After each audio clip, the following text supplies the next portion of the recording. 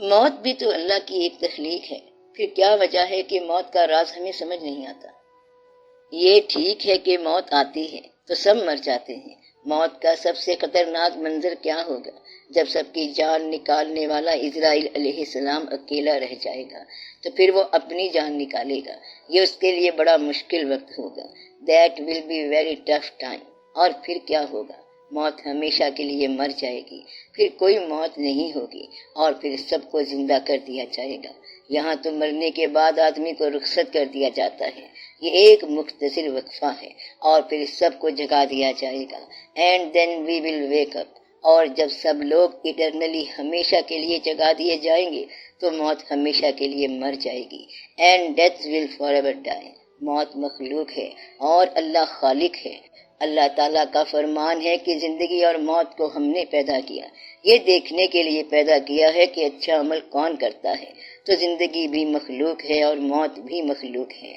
پھر ایک دن آئے گا جب زندگی ختم ہو جائے گی اور موت بھی مر جائے گی۔ یہاں پر بھی سمبولیکلی موت مرتی رہتی ہے، مثلا شہید کو موت نہیں آتی، اور کئی لوگ جو اللہ کے بندے ہوتے ہیں وہ بظاہر مر کے بھی موت کو اوائڈ کر جاتے ہیں اور ہمیشہ کے لیے زندہ رہتے ہیں۔ اصل میں اس شخص کے لیے موت مر جاتی ہے جو لوگوں کے دلوں میں یاد رہتا ہے اور دلوں میں زندہ رہتا ہے۔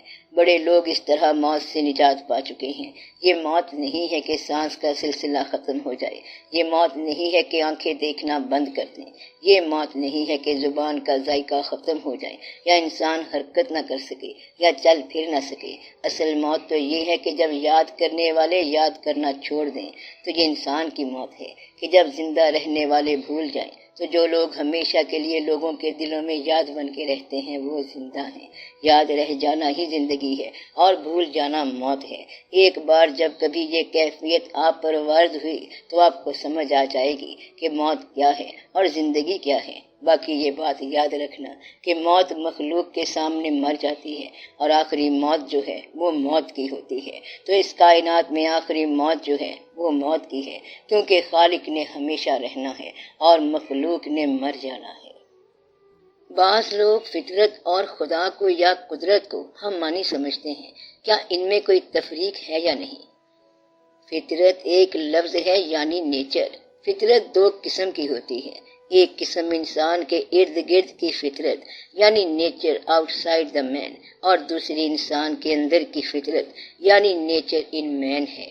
نیچر آؤٹ سائڈ دا مین یعنی انسان کے ارد گرد کی فطرت یہ ہے کہ درخت، پہاڑ اور دریا، پہاڑ سے دریا نکلے گا اور سمندر میں جائے گا، درخت کی لکڑی پانی میں تیرے گی، یہ سب فطرت کے مظاہر یعنی جنرل مینیفیسٹیشنز ہیں، اور فطرت نے ان چیزوں کی تخلیق کی ہے۔ یہ تخلیق کا انداز جو ہے یہ سارا فطرت ہے، اسے نیچر کہتے ہیں، اور ہر انسان کی اپنی ایک فطرت ہے۔ مقصد یہ ہے کہ پرندہ بھی پیدا ہوتا ہے اور انسان بھی پیدا ہوتا ہے، پرندہ بھی زندہ رہتا ہے اور انسان بھی زندہ رہتا ہے، وہ بھی کھاتا ہے اور یہ بھی کھاتا ہے، وہ بھی مر جائے گا اور یہ بھی مر جاتا ہے، لہذا سب برابر ہیں۔ پھر انسان اور پرندوں میں کیا فرق ہے؟ اس کو اسٹڈی کرنا چاہیے کہ پرندے کی کیا نیچر ہے اور انسان کی کیا نیچر ہے۔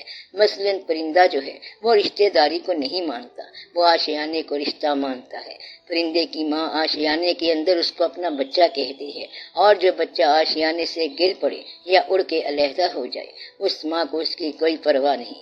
انسانی ماں اپنے بچے کی پرواہ کرے گی، ہر دم اس کے خیال میں رہے گی، لیکن پرندوں میں یہ نہیں ہوتا۔ تو یہ فرق ہے انسان اور پرندے میں۔ انسان کی یادداشت ہے اور پرندے کی یادداشت کوئی نہیں ہوتی، اور پرندے میں کمپلشن کوئی نہیں ہوتی۔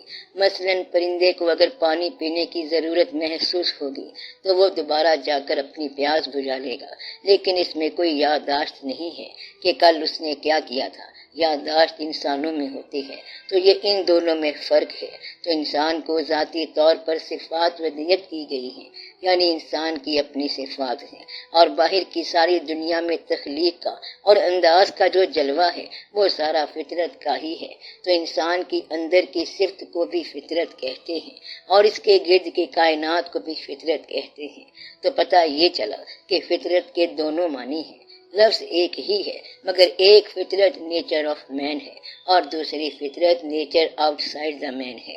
ایک آدمی میں اگر حسن اخلاق ہے تو لوگ کہیں گے کہ اس کی بڑی اچھی فطرت ہے، اور کسی منظر کو دیکھنے والا کہتا ہے کہ واہ، فطرت کا کیا جلوہ ہے کہ بادل آ رہا ہے اور گھنگھور گھٹا چھا رہی ہے۔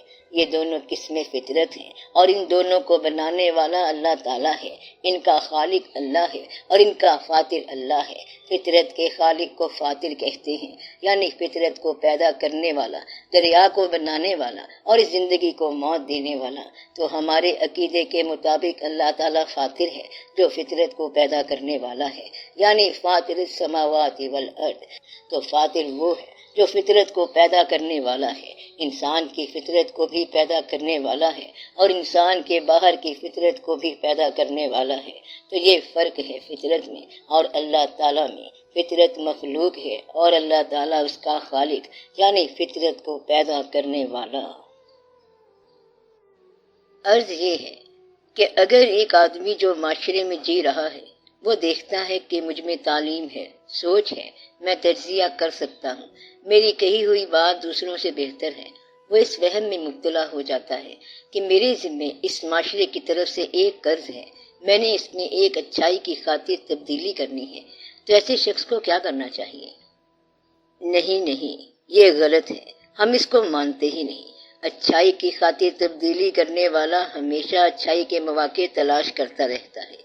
آپ کے پاس اگر کوئی بہت بڑا منصوبہ نہیں ہے تو معاشرے میں اتنا سارا کام کر لو کہ کسی ایک کو چھوٹی سی آسودگی دے دو، سمجھ لو آپ کا کام ہو گیا۔ معاشرے میں بہت بڑی تبدیلی کرنی ہے تو پھر معذرت خواہی کے ساتھ نہ کرو کہ میں بہت بڑا انقلاب لا سکتا ہوں اور زمین کو ہلا سکتا ہوں، مگر مجھے لیور نہیں مل رہا کہ جس سے میں زمین کو ہلاؤں۔ اگر بڑا کام نہیں کر سکتے تو چھوٹا سا اچھا عمل کر لو۔ پہلے اپنے اندر تبدیلی پیدا کرو، اپنے اندر آسودگی پیدا کرو، اپنے حالات بدلو اور پھر سماج کے حالات بدلو۔ پہاڑ پر جانا ہے تو پہاڑ پر پہنچنے سے پہلے سانس تو نہ ٹوٹے، پہلے کھانا کھا کے جائے۔ اگر وہ شخص کھانا بھی پہاڑ سے لینا چاہتا ہے تو یہ غلط ہے۔ سماج میں اصلاح کرنے والا یہ سوچ رہا ہوتا ہے کہ اس سے میرے مسائل بھی حل ہو جائیں گے۔ لوگوں کی اصلاح سے پہلے اپنی اصلاح کرو۔ کیا کسی کی فطرت کو تبدیل کیا جا سکتا ہے؟ ایک تو انسان کے اندر فطرت کا عمل ہے اور پھر اس فطرت میں شائستگی سکھائی جاتی ہے، یعنی کہ سونا فطرت ہے اور سونے کے لیے بستر لگانا جو ہے یہ تہذیب ہے۔ کھانا فطرت ہے، آپ کی ضرورت ہے، اور کھانے کو اچھے انداز سے پکانا یہ فطرت کی ٹریننگ ہے، یہ تہذیب جو ہے اور یہ جو مہذب ہونا ہے یہی فطرت ہے۔ مثلا فطرت نے درخت بنائے ہیں تو آپ درختوں کو قطار میں لگا لیں۔ بیج کو ہم نے بویا تھا کہ پھول کھلیں گے، پھل لگیں گے، پھولوں کی ایک ترتیب بن جائے گی اور اس سے آگے سرخ پھول والا پودا ہوگا۔ آپ میں فطرت کی بات یہ ہے کہ روشوں کو درست کریں۔ جس طرح نماز پڑھنا فطرت ہے اور مسلمانوں پر فرض ہے، آپ مسجد کو خوبصورت بناؤ اور نماز کے لیے صفیں باندھو۔ فطرت تو بنیادی ضرورت ہے اور اس کی اہمیت ہے۔ اب اس سے آگے جو شائستگی ہے وہ اصل میں ٹریننگ ہے۔ مثلا یہ ٹریننگ ہے کہ رمضان شریف کے آتے ہی یکم سے ہی زکوٰۃ دے دی جائے، غریبوں، رشتہ داروں، یتیموں، مسافروں اور مسکینوں کو زکوٰۃ دے دی جائے۔ پھر روزے رکھنا اور روزوں کے بعد عید منانا، عید کے لیے خود بھی لباس بنانا اور غریب کو بھی لباس دینا ضروری ہے، پھر فطرانہ ضروری ہے۔ اس طرح سارا کچھ بتا دیا گیا ہے اور یہ ٹریننگ ہے۔ فطرت کو یوں سمجھنا چاہیے۔ تو فطرت کیا ہے کہ آج کے انسان کا پرانے انسانوں کے ساتھ جو عمل مشترک ہے وہ فطرت ہے۔ تھرو آؤٹ دا کنٹری، یعنی سارے ملک میں جو مشترک طور پر عمل ہو رہا ہے اس کو فطرت بولتے ہیں۔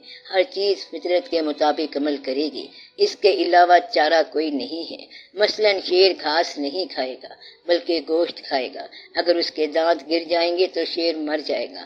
گوشت کے بغیر شیر زندہ نہیں رہتا، یہ اس کی فطرت ہے کہ شیر اگر بوڑھا ہو جائے تب بھی وہ گرجے گا ضرور، تو گرجنا شیر کی فطرت ہے۔ اگر شاہین شاہین کو یہ ٹریننگ دی جائے کہ گوشت نہ کھایا کرو تو ایسا ہرگز نہیں ہوگا، بلکہ وہ گوشت ہی کھائے گا۔ آپ 1000 بار کوشش کرو لیکن وہ گوشت ہی کھائے گا، کیونکہ یہ تو شاہین کی فطرت ہے۔